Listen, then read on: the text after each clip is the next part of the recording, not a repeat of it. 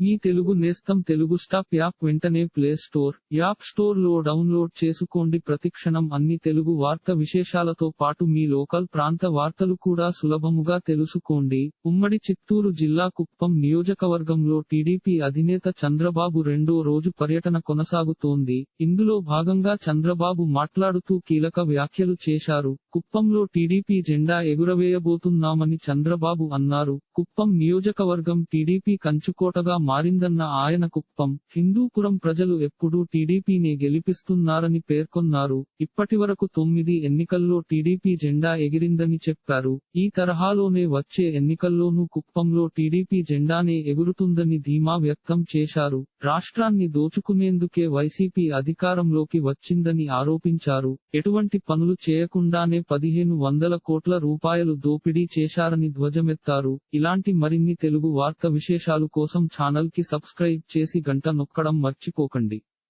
ఈ వీడియోని తోటి మిత్రులకి షేర్ చేయండి. మీ అభిప్రాయాన్ని కామెంట్ లో తెలపండి.